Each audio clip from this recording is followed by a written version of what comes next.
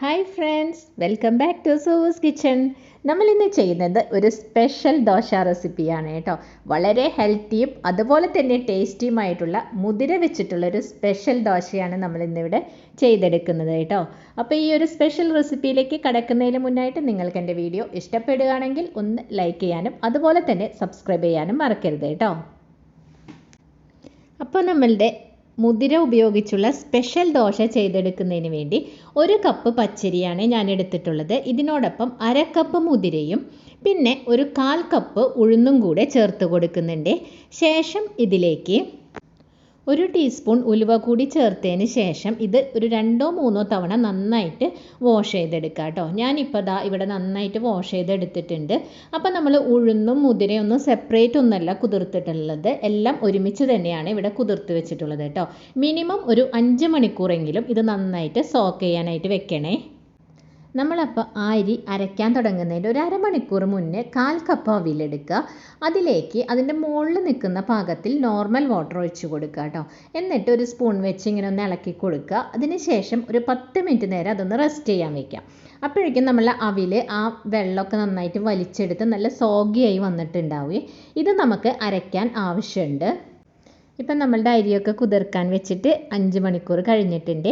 അപ്പോൾ ഇനി നമുക്കിത് അരച്ചെടുക്കാൻ തുടങ്ങാം. അപ്പോൾ അതിന് മുന്നായി ഇതിൽ നമ്മൾ അരി കുതിർക്കാൻ എടുത്ത വെള്ളത്തിൻ്റെ ആവശ്യമില്ല, നമുക്ക് സെപ്പറേറ്റ് വേറെ വെള്ളം ഒഴിക്കുന്നതാണ് കൂടുതൽ നല്ലത്. അപ്പോൾ നമുക്ക് ഇത് 2 തവണയായിട്ട് അരച്ചെടുക്കാം. അപ്പോൾ ഒരു പകുതി പോർഷൻ ഞാനിപ്പോൾ ഈ മിക്സിയുടെ ജാറിലേക്കൊന്ന് മാറ്റി കൊടുക്കുകയാണ്. ഇതിനോടൊപ്പം നമ്മൾ നേരത്തെ കുതിർത്ത് വെച്ച അവിലുണ്ടല്ലോ, അതിൻ്റെ പകുതി പോർഷനും കൂടി ഇട്ട് കൊടുക്കുക കേട്ടോ. പിന്നെ ഇതിൻ്റെ മുകളിൽ നിൽക്കുന്ന പാകത്തിൽ വെള്ളം ഒഴിച്ചു കൊടുക്കുക. നമ്മൾ നോർമലി ദോശയ്ക്കൊക്കെ അരയ്ക്കുമ്പോൾ എങ്ങനെയാണോ ചെയ്യുന്നത് അതുപോലെ തന്നെ കേട്ടോ. അപ്പോൾ ഇതിൻ്റെ മുകളിൽ നിൽക്കുന്ന പാകത്തിൽ ഞാനിപ്പോൾ വെള്ളം ഒഴിച്ചു കൊടുത്തിട്ടുണ്ട്. ഇനി ഇത് നന്നായിട്ടങ്ങ് അരച്ചെടുക്കാം. ഞാനിപ്പോൾ ഇവിടെ ഇത് നന്നായിട്ട് അരച്ചെടുത്തിട്ടുണ്ട്. അപ്പം നമ്മൾ നോർമൽ ദോശയ്ക്ക് അരയ്ക്കുന്ന അതേ ഒരു പരുവത്തിൽ തന്നെയാണ് അരച്ചെടുത്തിട്ടുള്ളത് കേട്ടോ. അപ്പോൾ ഇനി ഇതൊരു വേറൊരു ബൗളിലേക്കൊന്ന് മാറ്റി കൊടുക്കുക. അപ്പോൾ നോക്കൂ, ഇതിൻ്റെ ഒരു കൺസിസ്റ്റൻസി ഇങ്ങനെയാണ്. ഇനി നമുക്ക് ബാക്കിയുള്ള ആ പോർഷനും കൂടി ഇതുപോലെ തന്നെ അരച്ചെടുക്കാം. ശേഷം നമുക്ക് സെക്കൻഡ് ബാച്ചും സെയിം പ്രൊസീജിയർ തന്നെ ചെയ്യാം. അരിയും ഉഴുന്നൊക്കെ കുതിർത്തത് ഇട്ട് കൊടുക്കുക. അതിന് ശേഷം അതിലേക്ക് കുതിർത്ത് വെച്ച അവിലും കൂടെ ചേർക്കുക. പിന്നെ മുകളിൽ നിൽക്കുന്ന പാകത്തിൽ വെള്ളം ഒഴിച്ചിട്ട് നന്നായിട്ട് അങ്ങ് അരച്ചെടുക്കുക കേട്ടോ. അപ്പോൾ നമ്മൾ രണ്ടാമത് അരച്ചെടുത്തതും കൂടി ഇതിലേക്ക് മിക്സ് ചെയ്ത് കൊടുക്കുകയാണ്. അതിന് ശേഷം നമുക്കിത് നന്നായിട്ട് തവി വെച്ചൊന്ന് ഇളക്കി കൊടുക്കുക.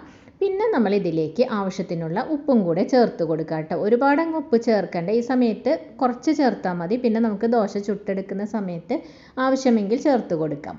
അപ്പോൾ ഇത് ഒന്നുകിൽ കൈ വെച്ച് നന്നായിട്ട് മിക്സ് ചെയ്ത് കൊടുക്കുക, അല്ലെങ്കിൽ ഇതുപോലൊരു തവി വെച്ച് നന്നായിട്ട് ഇളക്കി കൊടുത്താലും മതിയാവും. ഒരു 5 മിനിറ്റ് നേരം തന്നെ ഇളക്കി കൊടുക്കുക കേട്ടോ. ഇപ്പം നോക്കൂ, ഇതാണ് ഇതിൻ്റെ ഒരു കൺസിസ്റ്റൻസി എന്ന് പറയുന്നത് കേട്ടോ. അപ്പോൾ ഇതുപോലെ വേണം നമുക്ക് ഈ അരച്ചെടുത്ത മാവ് ഇരിക്കാനായിട്ട് കേട്ടോ. ഇനി നമുക്ക് ഇതൊരു മിനിമം 8 മണിക്കൂറെങ്കിലും ഫെർമെൻറ്റ് ചെയ്യാൻ മാറ്റി വെക്കണം. ഞാനിപ്പോൾ ഇവിടെ ഓവർനൈറ്റാണ് ഇത് വെക്കുന്നത് കേട്ടോ. അപ്പോൾ മോർണിംഗ് ആയപ്പോഴേക്കും നമ്മളുടെ ദോശമാവ് നന്നായിട്ട് ഫെർമെൻ്റായി വന്നിട്ടുണ്ട്. നല്ല പെർഫെക്റ്റ് ആയിട്ട് തന്നെ നമുക്ക് പൊന്തി വന്നിട്ടുണ്ട് കേട്ടോ. അപ്പോൾ നമുക്ക് ജസ്റ്റ് ഇതൊന്ന് മിക്സ് ചെയ്ത് നോക്കാം എങ്ങനെയാണ് എന്നുള്ളത്. നോക്കൂ, അതിൻ്റെ കൺസിസ്റ്റൻസി കണ്ടോ, കറക്റ്റായിട്ടാണ് വന്നിട്ടുള്ളത്. ഈ സമയത്ത് നിങ്ങൾക്ക് വെള്ളം കുറവാണെന്ന് തോന്നുന്നുണ്ടെങ്കിൽ ഒരല്പം വെള്ളം ഈ സമയത്ത് ചേർത്ത് കൊടുക്കുക. അതുപോലെ തന്നെ ഉപ്പും ചെക്ക് ചെയ്യുക കേട്ടോ. എനിക്കിവിടെ ഇതിൽ ഒരല്പം ഉപ്പ് കുറവുള്ളതായിട്ട് തോന്നി, അത് കാരണം ഞാനൊരല്പം ഉപ്പ് ചേർത്ത് കൊടുക്കുന്നുണ്ട് കേട്ടോ. ഉപ്പും കൂടെ ചേർത്ത് ഒന്ന് മിക്സ് ചെയ്ത് കൊടുക്കുക. ഒരുപാടങ്ങ് മിക്സ് ആക്കേണ്ട ആവശ്യമൊന്നുമില്ല.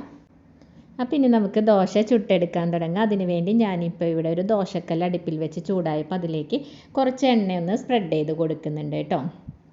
അപ്പോൾ ഇതുപോലെ ഒന്ന് എണ്ണ നന്നായിട്ട് സ്പ്രെഡ് ചെയ്ത് കൊടുത്തതിന് ശേഷം ഇതിലേക്ക് 2 തവി മാവ് കോരി ഒഴിച്ച് നമ്മൾ നോർമൽ ദോശയൊക്കെ ചെയ്യുന്ന പോലെ തന്നെ നന്നായിട്ടങ്ങ് പരത്തി കൊടുക്കുക. നല്ല പെർഫെക്റ്റായി നല്ല വട്ടത്തിലങ്ങ് പരത്തി കൊടുക്കുക കേട്ടോ.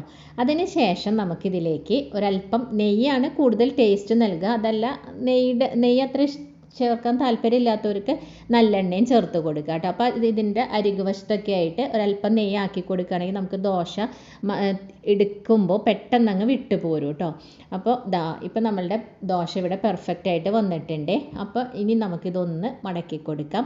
ഇത്രയേ ഉള്ളൂ. നല്ല പെർഫെക്റ്റ് ആയിട്ട് നല്ല മൊരിഞ്ഞ ദോശയാണ് നമുക്കിപ്പോൾ ഇവിടെ കിട്ടിയിട്ടുള്ളത് കേട്ടോ. അപ്പോൾ നമ്മൾ വീണ്ടും തവയിൽ ഒരല്പം എണ്ണ സ്പ്രെഡ് ചെയ്ത് കൊടുത്തിട്ട് അതിലേക്ക് മാവ് കോരി ഒഴിച്ച് കൊടുക്കുക. എന്നിട്ട് നേരത്തെ ചെയ്ത പോലെ തന്നെ നന്നായിട്ട് അങ്ങ് പരത്തി കൊടുക്കുക. എന്നിട്ട് നെയ്യ് ആവശ്യമുള്ളവർക്ക് നെയ്യ്, അല്ലെങ്കിൽ എണ്ണ വേണ്ടവർക്ക് എണ്ണയും ഒരല്പം ഒഴിച്ച് കൊടുക്കുക. അപ്പോൾ നമുക്ക് പെട്ടെന്ന് അങ്ങ് ഇത് വിട്ട് പോരാൻ എളുപ്പമാണ്. അപ്പോൾ ഇതുപോലെ എല്ലാം ഇങ്ങനെ തന്നെ ചെയ്തെടുക്കുക കേട്ടോ. അപ്പം നമ്മളുടെ ഈ ഒരു സ്പെഷ്യൽ ദോശയുടെ ഒപ്പം ഞാനിവിടെ തക്കാളി ചട്നിയും അതുപോലെ തന്നെ കൊറിയൻഡർ ചട്നിയുമാണ് സെർവ് ചെയ്യുന്നത് കേട്ടോ. അപ്പം നിങ്ങൾക്ക് ഇഷ്ടമുള്ള ഏത് ചട്നിയുടെ കൂടെ വേണമെങ്കിലും ഈ ദോശ സെർവ് ചെയ്യാവുന്നതാണ്. വളരെ ടേസ്റ്റിയും അതുപോലെ തന്നെ ഹെൽത്തിയും ക്രിസ്പിയുമായിട്ടുള്ള ഈ ഒരു ദോശ നിങ്ങൾ ഇതുവരെ ട്രൈ ചെയ്ത് നോക്കിയിട്ടില്ലെങ്കിൽ തീർച്ചയായിട്ടും ഒന്ന് ട്രൈ ചെയ്ത് നോക്കി നിങ്ങളുടെ അഭിപ്രായങ്ങൾ കമൻറ്റ് ചെയ്യാനും ഇഷ്ടപ്പെടുകയാണെങ്കിൽ ലൈക്ക് ചെയ്യാനും സബ്സ്ക്രൈബ് ചെയ്യാനും മറക്കരുത് കേട്ടോ. അടുത്ത വീഡിയോയുമായി കാണുന്നവരേക്കും